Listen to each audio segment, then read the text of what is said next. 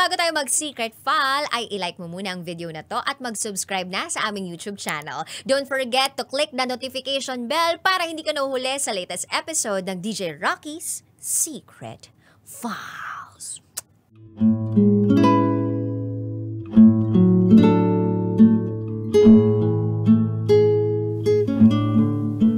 Isa akong bandido na gustong magbago, pero huli na ang lahat.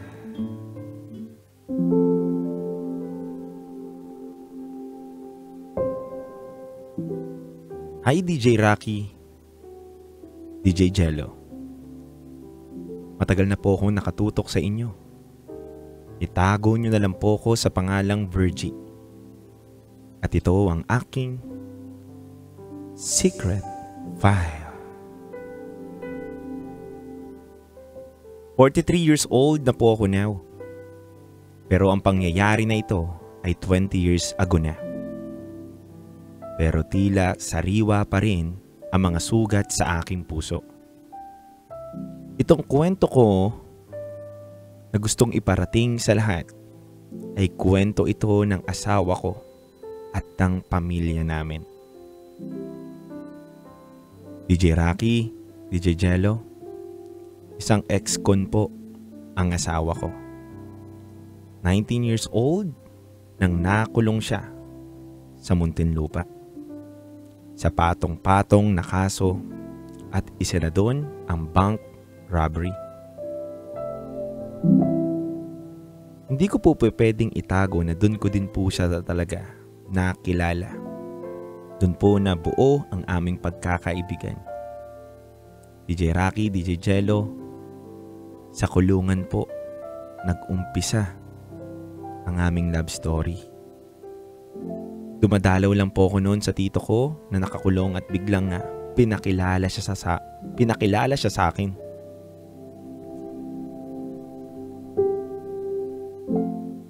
Itago na lang po natin siya sa pangalang Bogart. Nakakatakot yung itsura niya dahil mukhang barumbado at may mga iilang tattoo sa katawan. Malaki ang katawan niya kahit bata pa siya yun. At nakakatakot pa doon yung pagkakalbo niya. Talagang mukhang taong kulungan. Pero ang nakakagulat sa kanya, napakaamo ng kanyang boses at malumanay magsalita. Hindi lang yun. Dahil sa murang edad niya, malalim din siya mag-isip at matured, kumbaga. Kaya mas naging interesado ako sa kanya, DJ Rocky at DJ Jello. Napapadalas na po ang pagdalaw ko sa kanya. Kung dati, ang tsuhin ko lang po ang dinadalan ko ng pagkain, ngayon, dalawa na po sila. Magkasabay ko na po silang dinadalaw ng tito ko. Sa madaling salita, DJ Rocky at DJ Jello, naging malalim ang aming relasyon. Dating kamustahan lang ang aming pag-uusap, ngayon, kinikilala na namin ng lubos ang bawat sarili. DJ Rocky, DJ Jello, 4 na taon na paulit-ulit na routine sa pagdalaw ang aking ginagawa. At salamat sa Panginoon dahil dumating ang oras na nabigyan siya ng pagkakataon makalaya. Tama po, si Bogart nabigyan siya ng parol dahil napabilang siya sa 100 preso na makakalaya dahil maayos at mabuti ang naging record nito sa loob ng munti. Sobrang saya namin at talagang marunong ang Diyos. Dahil sa wakas, makakasama na namin si Bogart. At pwedeng-pwede na kami makapag-umpisa. 1 taon makalipas, nagkaroon kami ng anak. Isang babae na itago natin sa pangalang Angel. Si Angel ang mas nagpabago ng buhay namin. Dahil mas sinipag si Bogart maghanap buhay at maging mekaniko sa isang talyer. Ngunit makalipas ang 4 na taon, sa mismong kaarawan ng anak namin na si Angel, ay may nangyari na hindi maganda.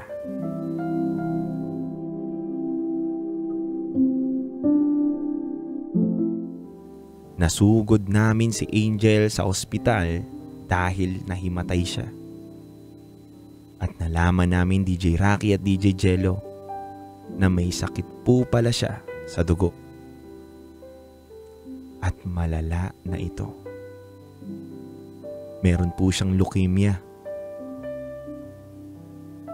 At nung nalaman namin yun, DJ Rocky, DJ Jello, doon na nga po nagbago ang takbo ng buhay ni Bogart at ng pamilya namin.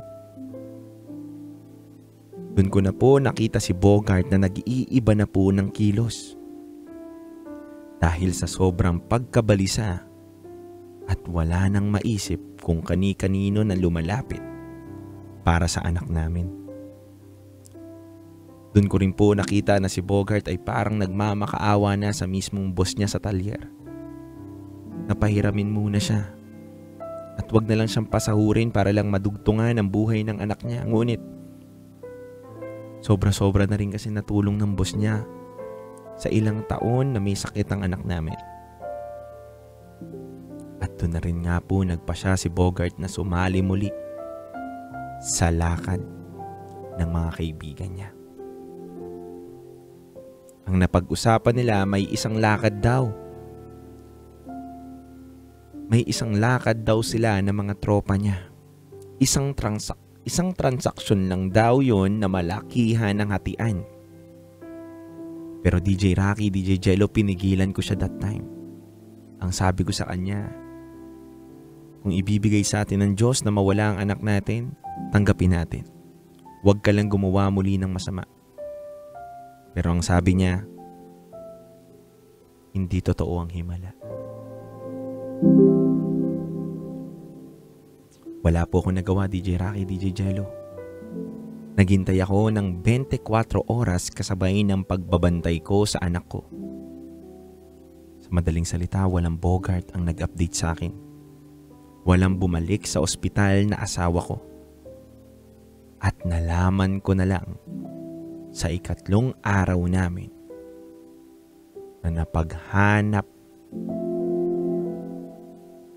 At nalaman ko na lang sa 3 araw namin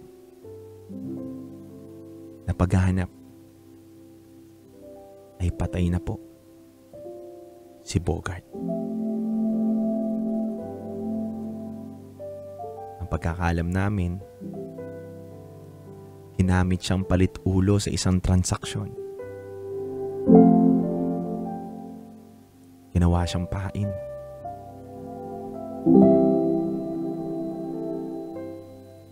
Sobrang sakit po ng puso ko nung nalaman ko yon. At gusto ko pong sumabog. At 1 linggo lang din na makalipas, pumanaw na din po ang aking anak. Ang aking anak na si Angel sa sakit niyang leukemia. Sobrang durog na durog po ko, DJ Rocky, DJ Jello. Dahil patong-patong na problema ang aking pinagdaanan. Sobrang nakakalungkot. At hanggang ngayon, ay markado pa rin po ang mga sugat na mahirap maghilom dahil nawalan ako ng asawa at ang pinakamamahal kong anak. DJ Rocky, nakita ko na gusto pong magbago ni Bogart. Pero sa kanyang pagbabago ay huli na po ang lahat. Huli na dahil wala na pong Bogart na magpapatuloy ng kanyang pagbabago. At wala na rin po akong makakasama na anak namin ni Bogart na si Angel. At kung bakit ko po naikwento ito, dahil ngayong araw po na ito, ang kamatayan ng anak ko at anniversary namin ni Bogart. DJ Rocky, DJ Jello, maraming salamat po. Muli, ako si Virgie at ito ang aking Secret 5.